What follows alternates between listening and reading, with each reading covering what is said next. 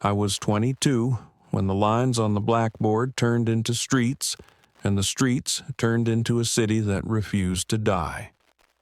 The chalk squeaked under a hand that once gripped a Mauser, and in a prairie town in Kansas in the winter of 1944, a German soldier diagrammed Stalingrad for me as if he were tracing the veins under his own skin. Outside, the wind combed the wheat stubble and rattled the tin roof of the training hall. Inside, we listened to a man we were supposed to despise teach us how not to die in a place none of us had ever seen. The paradox of it was the hook that snagged my mind and never let go. An enemy drawing the way out of a death maze. He had barely escaped an American private taking notes between sips of camp coffee that tasted like scorched pennies. He drew the Volga with one long sweep and left a smear of white dust on his jacket cuff. He was thin, the way hunger trims a man to essentials. He introduced himself as a former junior sergeant, Eric Brandt. 6th Army wounded before the ring closed, captured later in Tunisia. I had been told Germans were machines angles and steel and doctrine. Instead, he was a man whose hands flickered when he remembered where an alley fell under artillery, or how a stairwell channeled fire like a chimney. We called the course Urban Operations, but everyone in the room used the other name when we spoke among ourselves studying Stalingrad. It was already legend, the words said in a lowered voice that carried ashes. Our instructors at Fort Riley taught with manuals and sand tables, compartments, sectors, rates of fire, but the German taught with memory. He sketched a block by the grain elevator and filled it with granular detail baked wheat bursting into flames, the smell sweet and suffocating. Shell splinters ringing like cutlery inside steel bins. Men crawling through conveyors as if returning to the mouth of a machine that had fed an empire and was now chewing them. He tapped the chalk where the barricade plant walls were honeycombed with holes. He showed how a squad kept off a street by sawing through plaster to make a mouse hole from one apartment to the next, how dust hung all afternoon and sparkled like frost when the sun scraped in through shattered windows. He said there was a trick to surviving the first minute after an explosion, how silence comes, and your brain tries to fill it with screams that haven't started yet. We had been fed full plates of belief, too. We were told German prisoners would sabotage sneer refuse, that they would swallow their tongues before they taught anything worth hearing. We were also told, sometimes in whispers from men just back from Italy, that Germans did not beg. The first thing the Army did was break those myths with lunch. The POWs shipped here did farm details, wore denim-earned chits for cigarettes, stood in line for library cards. A farmer's wife in Dickinson County sent pies to the camp on Sundays, and no one called it treason. In the mess, the German instructor sat at a corner table with a battered metal cup and a dictionary and an American corporal with a harmonica. He did not look like a propaganda poster. He looked like a person trying to learn the word for lint. When he stuck on a phrase, he would pause as if he were listening to a voice. Only he could hear the interval between Russian shouts across a landing, the click of a safety snapped off behind a door, the breath a city took before the next bombardment. Then he would find the English like a path he had already walked. He said the first lie at Stalingrad was the map. On paper, it was grids and neat lines. In life, it was piles of brick that moved every hour cellars that made their own weather staircases to nowhere that men climbed anyway. The second lie was that minutes were equal. A minute carrying a wounded man down a half-collapsed stairwell weighed more than a day in the rear, and all the watches in the city were wrong after the glass fell. He refused to talk in the heroic nouns of strategy. He was interested in radiators that kept heat for an hour after a shell knocked them from the wall, in the way water froze inside canteens, unless you wrapped them in spare socks, and how a PPSH-41 drum caught snow like a hat brim and jammed unless you nursed it like a stove. He knew the model names, but said them under his breath as if ashamed of the way they made things sound clean. MG 34 DP 27 Panzer Faust. He preferred the words, "You cannot diagram hunger, sleep, debt." I learned to take notes differently.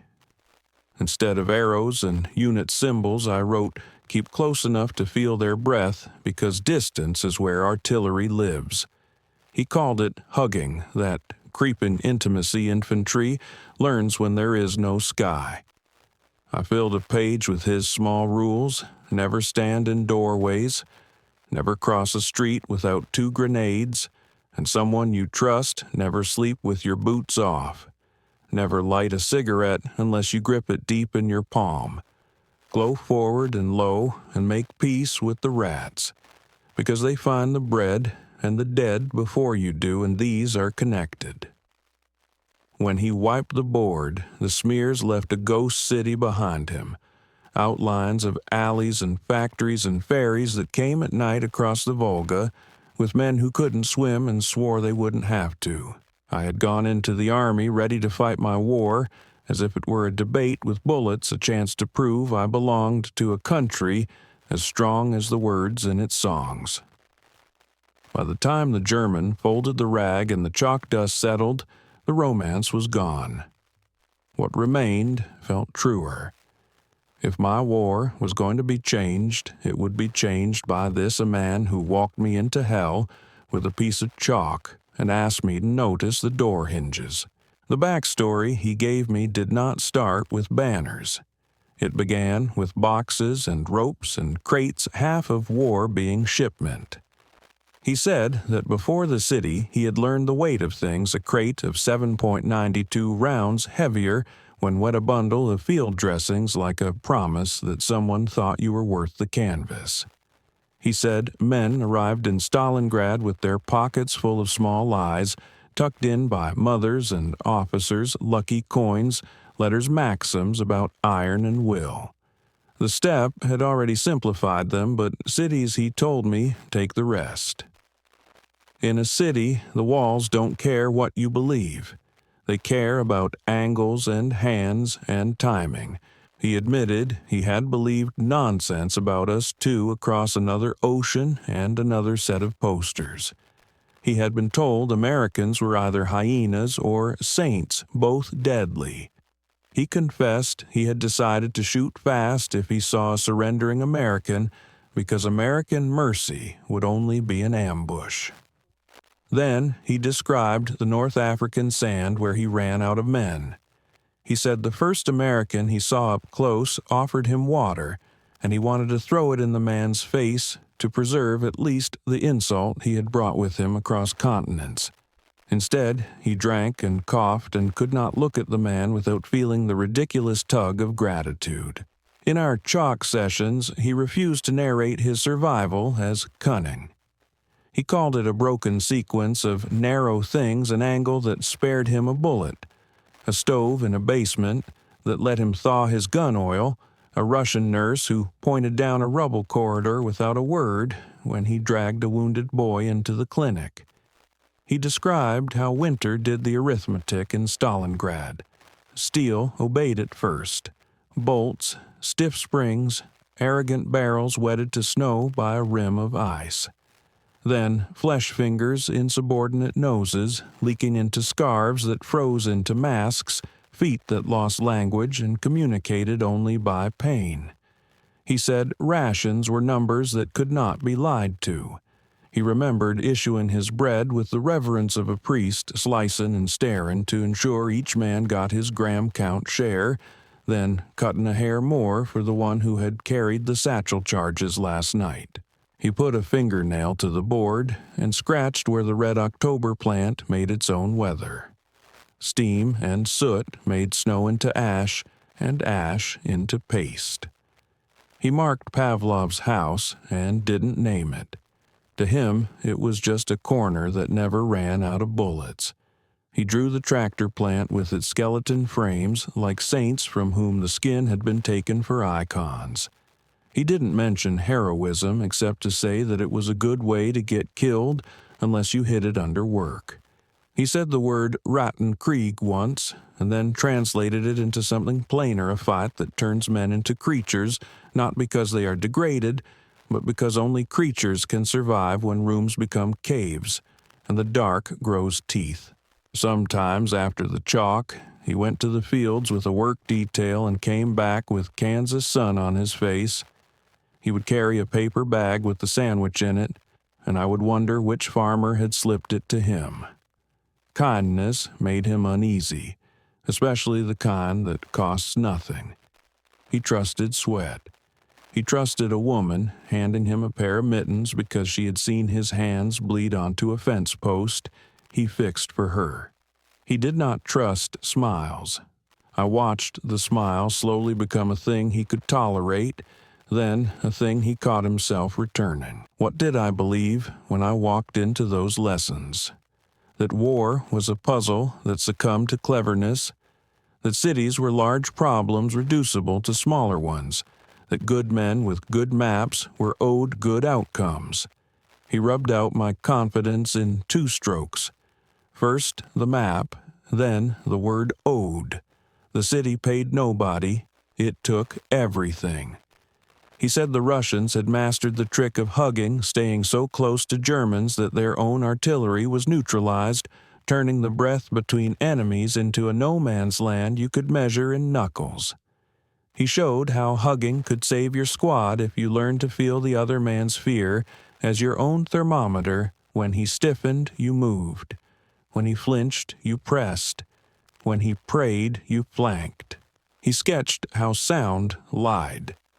Tank engines across snow echoed down alleys so men loaded Panzerfäuste to face ghosts.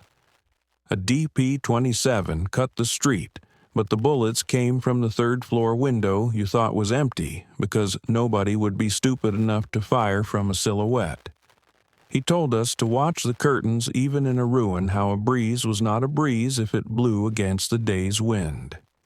He taught us to love basements, not for hiding but for moving laterally to memorize the line where pipes and foundations allowed a crawl that let you appear behind a machine gun that had been killing your company for an hour. He taught us small sacrileges, cutting saints from frames to pack a wound tight and stop the bleeding boiling wallpaper paste for calories, burning books not to insult ideas, but because wood was gone. We nodded at these as if they were merely techniques. Later, I understood their weight. A man who has torn Christ from a wall to keep another man alive will throw away medals if he lives long enough to learn their cheap metal tarnish. He once paused over a chalk outline and told me the quietest thing I have ever heard about war. He said, "The deepest propaganda is not what you believe about the enemy. It is what you believe about yourself." He said he had been trained to be iron and discovered he was yeast, touched by heat. He rose or fell depending on what fed him, and no inspection could measure that.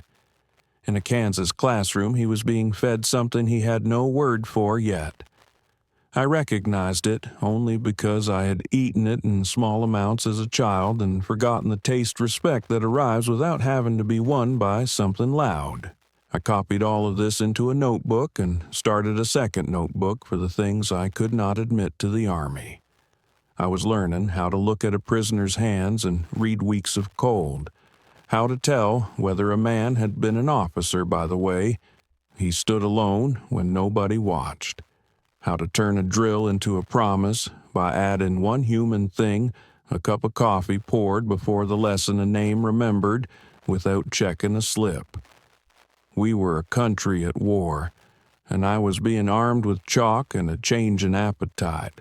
The test came when training stopped being practice and became rehearsal for lives I knew by their last names on roll sheets.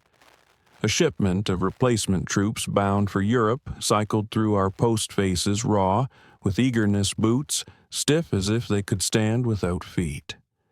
My captain handed me a mandate design, a short course for street fighting that would make them survivable in towns with names we couldn't pronounce. He meant Aachen and Cologne, and Hurtgen's edges, though we did not say them yet. He wanted a collapsible doctrine, something you could carry in your head when the house fell on your kit. I gave him Stalingrad stripped to bones. We built a city out of lumber and brick piles on a training field and taught the first rule before we let them enter the street: does not belong to you. Where you think forward is actually elevation. Your enemy lives above and below, not just ahead. We banned doorways as passageways and made them shoot in galleries so the lesson would mark the muscle. We taught mouseholing with sledgehammers and crowbars, not explosives, because time would sometimes measure lives in noise. We trained them to enter rooms like water, not like arrows. We punished anyone who stood in light or fired from one place twice. We set up ambushes where sound lied and paid beer chits to any man who spotted a curtain that moved wrong. We stripped rank inside the city. The man whose heart beat steady under plaster dust commanded until they were back under sky.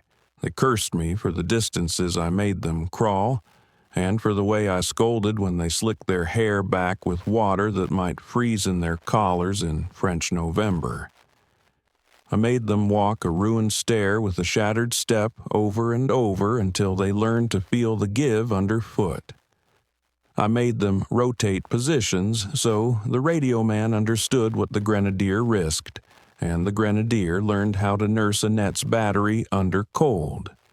The German POW watched from the edge some days the denim jacket, making him look like any laborer. Once, when a private slipped crossing the mocked-up street and the safety cadre cut fire late, the German flinched harder than the boy on the ground.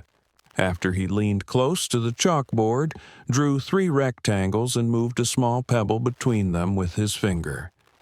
He reminded me that the third man in line always dies when a squad crosses a kill zone, unless the first 2 men behave as if they are already dead. I added that sentence to the doctrine and hated the way it felt in my mouth, metallic and certain. The pushback came from a major who preferred neat plans and the comfort of language that sounded like history. He called my course gloomy and my source tainted. He said Stalingrad was freakish and that Americans did not need to learn from disasters. I felt the old hunger to prove him wrong on his terms, to polish arguments until they gleamed like parade brass. Instead, I invited him to watch the night drill. We blacked out the field and filled the mock city with stove smoke and lantern flicker, the way refugees leave light behind like fingerprints. The men moved in, and for an hour the night turned to a grammar I knew now. Pause, breathe, move, listen, hug the wall, taste the air for plaster, count to 2 before stepping across the rectangle of a window. Trust the hand on your collar when it tugs. After, I did not argue. I handed the major a list of names of men who had run the drill, and then written in their own shakier handwriting 1 line describing what changed. Some said they learned how to be afraid without being slowed. One wrote that he had realized he would never light a cigarette again the same way. One said he would never again laugh at the way a sergeant touched the wall before rounding a corner. The major gave me back the paper without comment. I thought I had lost. Weeks later, he sent me 2 more companies and said only that units had a way of taking their instructions from what the Army bothered to rehearse. The POW program had its own tests. There were men among the prisoners who hissed when the German taught the old loyalties in them like wire under skin. Once, someone shredded the German's dictionary and left the pieces on the blackboard ledge like scales from a snake. In return, a farmer brought him a new one and slid it across the canteen counter without words. On a cold morning, the German wore mittens that did not match, and a scarf that obviously had belonged to a woman. He would not meet anyone's eye. When we went back to the blackboard, he drew a circle around the tractor factory area and shaded it. He said he had learned to love circles there the way they allowed men to face every direction at once. Then he erased the circle and said, "Men aren't meant to be geometry that it makes them brittle." I changed another line in the course, softer and harder at the same time. Give every man in the stack a task that belongs to his hands, not just to the plan. On the last day, before a battalion shipped out, the German brought me a folded sheet torn from a ledger. On it, he had sketched the Volga embankment with its frozen ramps and penciled arrows, where he had watched men dragging sledges with ammunition across ice that sang under the steel runners. It was not sentiment. It was a map of how much weight ice carried before it broke and what song it sang when it was about to. He told me to teach my men that sound. He told me not to teach them his city, but our own, because every city invents its own physics. I realized then that what he had given me was not Stalingrad as a place. He had given me Stalingrad as a way of listening. My war changed at Aachen, though the date on the order said something ordinary, a Tuesday in October. We reached the outskirts where the suburbs had been rubbed with a dirty thumb. Houses, sheared open wallpaper, hanging in strips like faded flags, a piano with its guts dragged into the street. The doctrine fit and did not fit the way a suit altered for another man fits, if you believe you can carry it. The street said it belonged to no one. We entered from below where basements still remembered the heat of boilers. The first doorway taught the lesson again, splinters catching a sleeve where the light tempted us. We mouseholed until our shoulders ached. The third man was not the first to die that day, because the first two behaved as if they had no rot to live past the crossing, and fear organized itself into skill. There was a moment like the Kansas night drill and not like it at all. A stairwell choked by a fallen beam, a grenade's dull thud swallowed by feathers from a burst pillow. In the feathers, I remembered the German circle around the tractor factory and decided not to be geometry. We backed out and went in through a window we made from nothing a hole at ankle height that had been a vent. In the kitchen, we found a pot of soup filmed with skin cold, now but honest, and an old man who would not move from under the table where he had wedged himself into an angle of chair and courage. A young private froze the human shape of war finally too close. I put a hand on his collar and tugged, because my hand had been taught that language by a stranger with chalk. The private moved. Later, he would sit in rubble and tell me he had been on the verge of doing something that would have poisoned him forever. He did not say the word kill. He did not need to. On the third day, after rain turned plaster into paste, we were trapped in a room whose two exits were talent contests for bullets. I heard a low sound and felt the floor tremble lightly. Not shelling, not a truck. A ferry of men does not hum this way. I remembered the Volga ferries had been paddle thumps and shouted counting. This was electricity. I pressed my ear to a pipe and heard it clearer. We were above a subway spur, the generator 3 blocks away shaking its music into the old iron. We waited for a spike in the hum, the way a man waits for a swell to push a boat. When it came, we ran low across the rectangle of light and were not seen, because the windows were full of rain, and the men across from us heard only the generator's rising voice. That trick belonged to this city, not to the Volga. But I would not have recognized it if I had not been taught to listen for machines as if they were animals, breaths, heartbeats, predictable when you sensed their rhythm. I changed in smaller ways, too. Ways that would never make a report. In the village west of the city, where we bivouacked a prisoner with straw in his hair and the remains of pride in his posture, stumbled when a guard shoved him. It was a petty shove, the kind a tired man gives when he needs to feel taller. I stepped between them without thinking, and my voice said, "Not in my house," before I knew it belonged to me. The guard glared, then shrugged and walked away. The prisoner lifted his chin, and I saw in his face the echo of a boy with a chalk-stained sleeve. I realized I had presumptuously added a room to my moral house and then tried to outfit it in a war. It would cost me, I thought, and then discovered it did not. It gave back steadier hands, a steadier aim, and a way to sleep.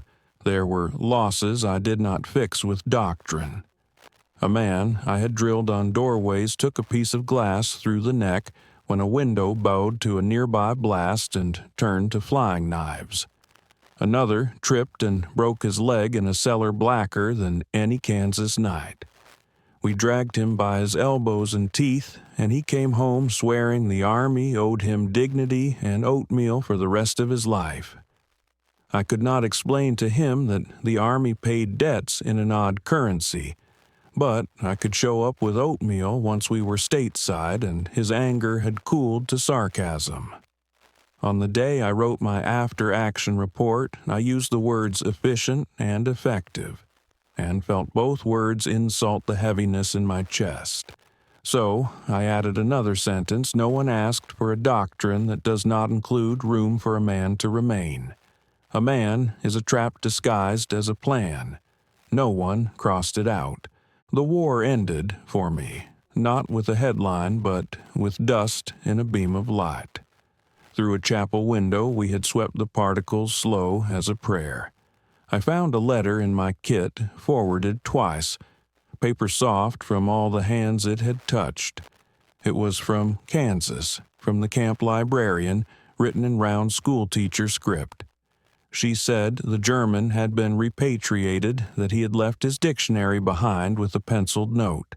Tell the American with the notebook that the word he wanted for what the women gave me with the mittens is grace.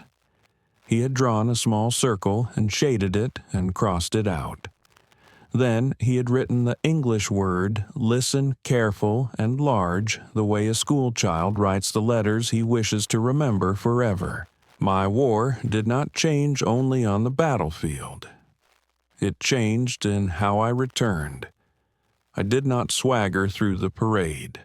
I counted faces and ashamedly counted hands, because the German had taught me to count what mattered when the propaganda fell off like old paint.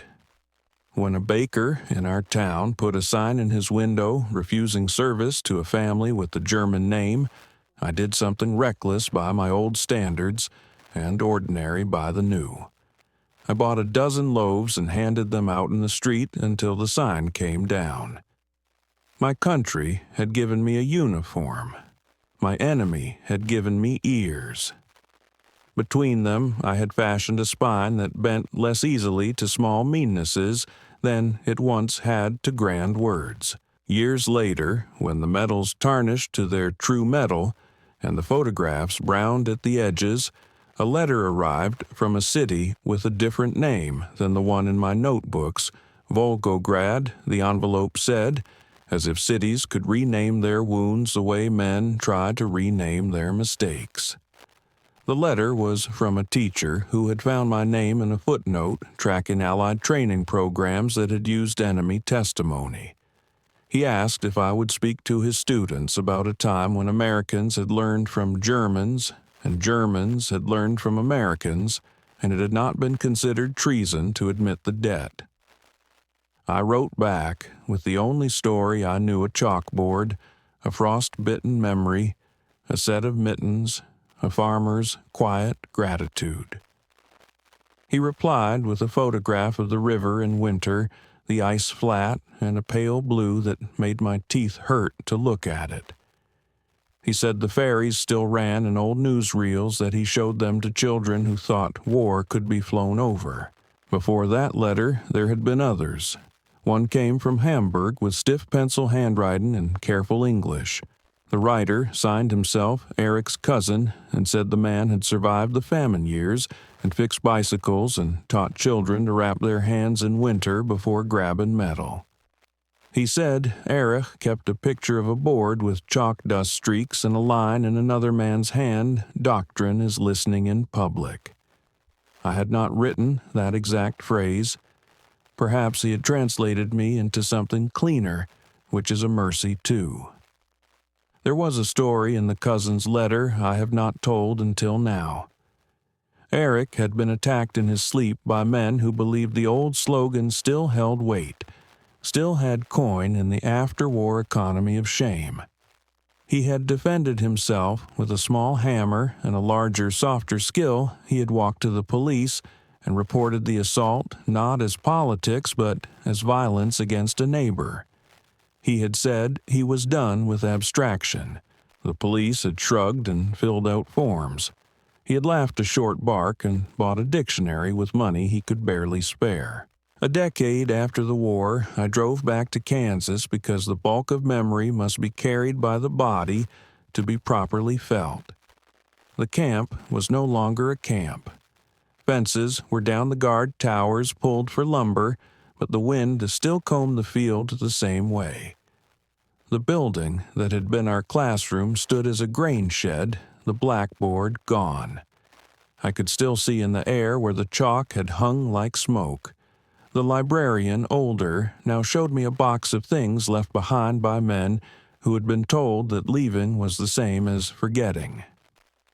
Inside a harmonica, folded newspaper clippings about a distant victory parade, a scarf more mended than original, and a paper bag with a smear of grease still dark where a sandwich had been. I did not find the chalk. The chalk had done its work and returned to dust. In my own classroom years later, I taught a small unit I called Cities and the Human. I told my students that the strangest thing about studying war is discovering how much of it is weather and hands and cupboards and soup. I made them practice listening by placing them in a room with a blown-out window and a radio turned low to static and asking what else they heard. The first answers were obvious trucks, planes, a dog.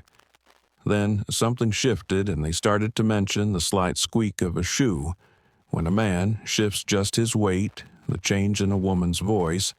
When she lies, the sound dry pages make when you turn them quickly versus slowly.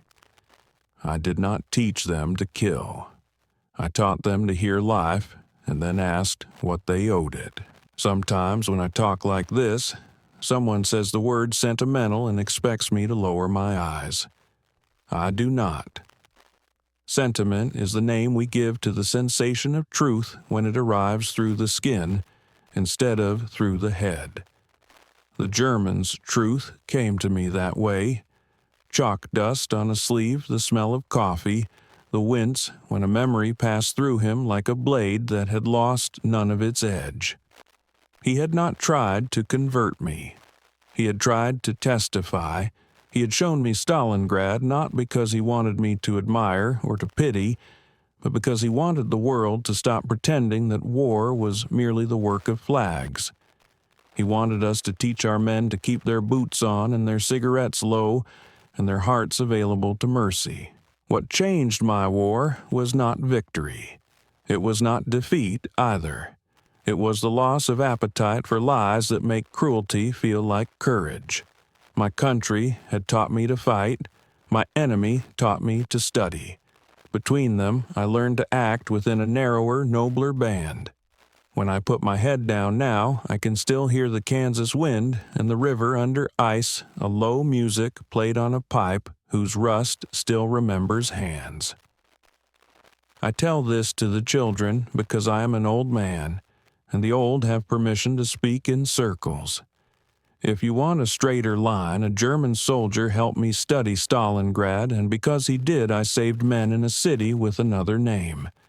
That is the arithmetic of grace. It goes strange on paper. In life, it adds up. If this story resonated, leave a comment about the moment that stayed with you, the chalk, the mittens, the way the generator's hum became a bridge. Subscribe for more long-form human first histories told from the ground where the dust settles.